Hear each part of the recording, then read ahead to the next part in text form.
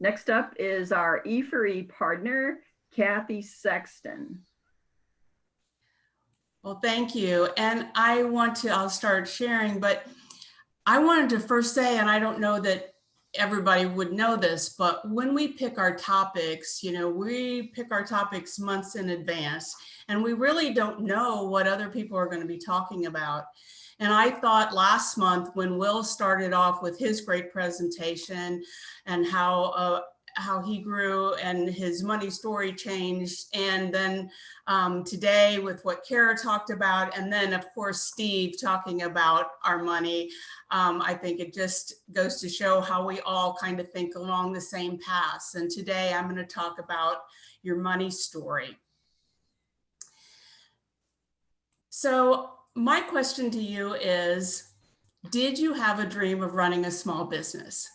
We go into business for so many different reasons. Maybe it was always a dream.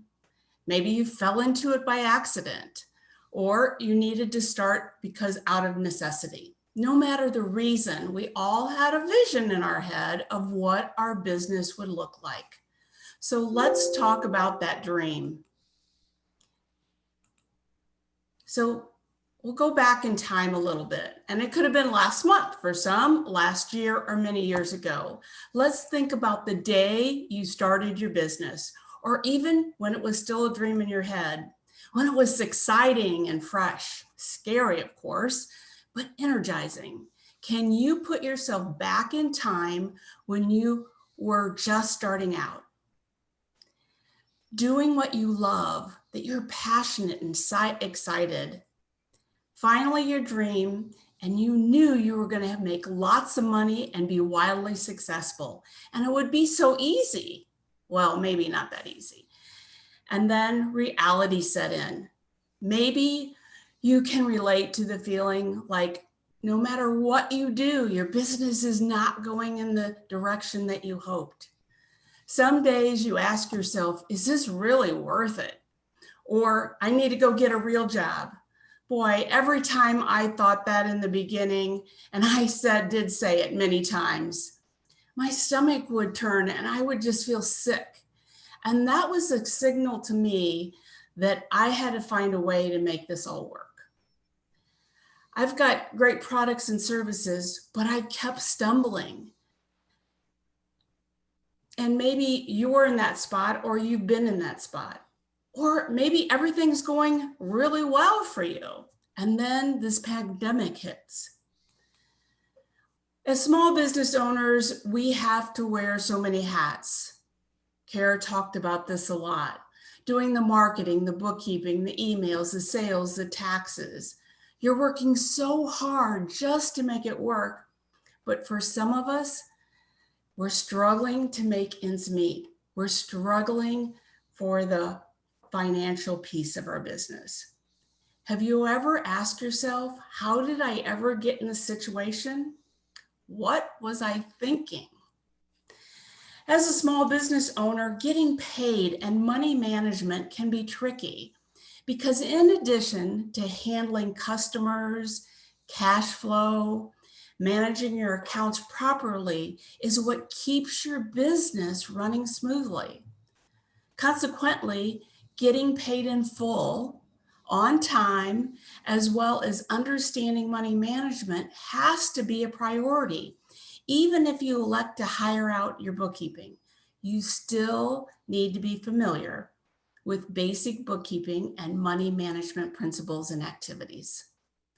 The financial piece of running a business is one of the biggest challenges small business owners face.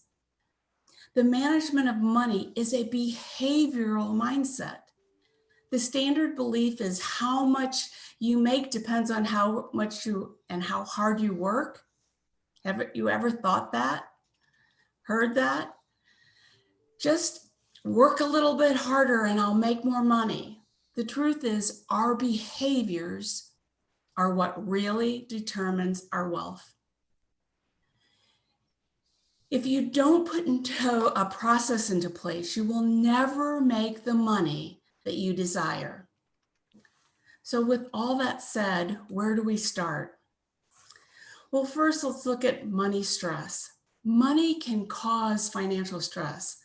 Financial stress is the emotional, physical, or social pain that you may feel because of your financial situation. 75% of adults report feeling stressed about money. Financial stress can affect your health, your business, and your relationships. Since finances are one of the biggest causes of stress, finding ways to improve your financial health is extremely important. That's why I created a program to help my clients systematically manage their money and reduce their stress around when it comes to money. Why is it that some of us aren't able to escape the pattern of overspending, struggling to stay on budget, falling into credit card debt, not even paying yourself as a business owner? Been there, done that. It's not always from a lack of trying. Maybe you've tried and tried, but it's just not working. So what's standing in your way of making real money? Tools and tactics are great, but we first have to look at our mindset. Your mindset is the foundation of your money structure. If you aren't building on a solid ground, all the tools, tactics, software, processes, and systems won't make a long-term difference for you. If you have limiting and negative beliefs about money, your progress will never last. That's why people cycle in and out of debt, because they've not addressed their mindset around money. As you look at these words, they're just words. But if we can relate to them, to our beliefs, if any of them are relatable, they can have either negative or positive effects on our actions. So are you sabotaging yourself with your beliefs? If you're feeling like you're always going to struggle with money, you probably will always struggle with money. If you feel that you have enough, you're probably always going to have enough. We are what we believe. So what is your money story? Our unconscious beliefs developed around money determine how you live your life. It all starts with how we were raised, what we saw, what we heard or experienced around money. The experiences that you had growing up, which you internalized and ultimately became your beliefs, formed what you believe to be true about money. When we're first exposed to these as a child, they often seem accurate based on the circumstances at the time. Maybe you heard your mother say, there just isn't enough money for that, or we can't afford that. Money doesn't grow on trees, or financial struggles after your father got laid off. Or you heard a parent accusing another parent of spending too much. Maybe you heard that money will take care of itself. If you work hard enough, the money will come. The things we heard as a child could have been positive or negative, but all the same, they have an effect on our belief system. My money story is not about not having enough. Growing up in a household of 7 children, and at one time, 5 cousins came to live with us for a while when their mother had passed. So there were 12 children and 3 adults all living under one roof. Both of my parents always worked. And they had to work really hard to keep all of us clothed and fed. At one point, I remember hearing many discussions around us possibly losing our home. Listening to my parents trying to figure out where we would all go, who would we go to live with, what would happen, and how they were trying to save our house. So I seem that, it seemed to be a sacrifice when it came to money in our house. At age 15, I even lied about my age so that I could start working to have money to do things and to buy clothes to reduce the hand-me-downs that I had to wear. So my question to you is, what's your money story? Good? Bad? We need to take time to visit the thoughts and the beliefs we have. We all have a money story that lives inside of us from our past. We just need to decide if we're going to carry that story forward or write a new story. If we can't see it, we can't change it. Concrete example, our mind is like an iceberg based on 10% conscious mind. That's our choices, how we think, how we decide, and then we act. What will I wear today? What time will I get up? What will I have for breakfast? Will I make phone calls prior to doing emails? Will I work on my budget? Those are all conscious decisions that we make on a daily basis. But 90% is subconscious, no choice. We act without making the decision to do so. Sitting at your desk and automatically start working on your email without the intention to do so. Toss something in the trash can. You can do that subconsciously. You know where it is. You've been doing it for a long time, so you do it without thinking.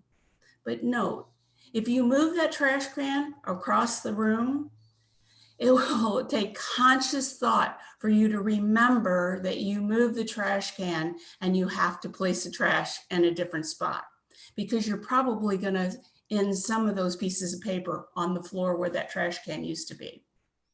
It's the same with our money. If our beliefs are negative around money, we will have negative decisions and actions. We must start becoming aware and recognizing and start thinking about those subconscious thought patterns and make them more conscious. So some of the common money beliefs, some of these may trigger limiting beliefs that you may have around money. There's never enough money. I've got to work hard to earn my money. Money is evil. If I make money, I'll just lose it. Money comes and money goes. There's just never enough money. I'm bad with money. Well, it's time for a new mindset so that we can create new results. There is so much power in awareness. The first step in taking and breaking the self-sabotaging beliefs is to rewrite your money story. And this can be deep and challenging work. But you can come face to face with the beliefs that you have held for years that you didn't even realize. So if you're ready to change those old beliefs and habits, it's time to rewrite your story. Look at what you've been telling yourself and change it. Rewrite the story as you would like to see it happen, what you want to happen. This will take you on an amazing journey with some eye and mind opening ahas from the stories that my clients have told me with doing that exercise. There is enough for everyone. These are some of the money truths. Money supply is really infinite. There's no competition out there. You are your only competition. There are only human fear-based concepts. God and money are not separate. Money is God expressed in a physical form. Our behaviors are what really determine our wealth. You are the most important person in your business, and you deserve to be paid first. Money exists to support your purpose. You have a choice to stay where you are, or you can choose to change. You are greater than your history. and truth transcends history. You are a channel for infinite abundance. Only your mind opens or closes that channel. Your beliefs create your life. What you believe about yourself and about your money creates your experiences. Change your belief, change your life. It's really important to start thinking differently about money. One of the biggest changes is in my business financially, other than implementing the system that I teach my clients, which is the Miracle Money Method, is thinking about reciprocity. When I was, and this was early on in my business, but when I was debating on investing in a program, a dear friend of mine said to me, think about it this way.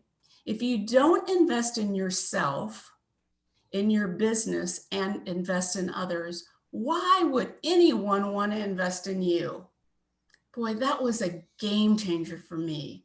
So between that and implementing a systematic approach to making sure my business was profitable, those were both the biggest financial changes in my life and my business. You know, another thing, as a business owner, you've probably heard or said this yourself, I can't afford the expense at this time. When times get tough, the first thing companies tend to do is curtail or cease spending. Everything that costs money is viewed as an expense. Some business owners have an expense-only mindset. This mindset is one of the biggest downfalls of business in general. If everything is viewed as an expense, then decisions are not based on growth. They're based on survival. And once again, here's a way business owners can be sabotaging their ability to make sound, strategic decisions that could grow and sustain their business. So how do we look at it differently? I would like for you to start thinking of your expenses as investments in your company. When you think of investments, we think about ROI, return on our investment. What is the result or the return on your money spent? You become a much wiser and savvy business owner if you think first of ROI prior to spending. Any money you spend in your company should be considered an investment. Now, it always doesn't turn out that way, but at least the idea and the thought of your ROI is made prior to spending. Think about it this way. I heard clients tell me they couldn't afford to market their business. And my reply is, then you can't afford to be in business. You must look long-term when making your investments. But because the ROI is most often not the immediate, we really need to think strategically and quit thinking in the negative expense cycle and start thinking around investments. Now that you have an idea of maybe you've thought of your current story or the beliefs that drive your story and your choices, once you have rewritten your story, it's the time to start an action list. So my challenge to you is think about at least one action that you can start putting into place today. Because that action today or that change in a belief today can make the difference in your successful business tomorrow. Hopefully by now you have some acceptance about maybe your thoughts and maybe your story. Things have come up as I've talked today.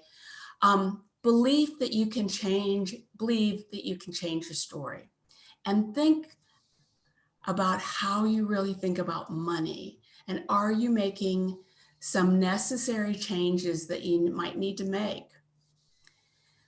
To help with your mindset, I've really created some worksheets for you. And Will, if you'll put those in the links into the chat box, that would be great. So one is a money belief worksheet, and the second one is a rewrite your story rewrite your money story worksheet. And that is where you're going to kind of think about your backstory, think about where your beliefs came from. And then after you've really recognized some of that, because some of that will really be eye-opening for you, then you can rewrite it to what you really want it to be. I also have a financial quiz. If you think it would be helpful for you, just reach out to me and I definitely would send it to you.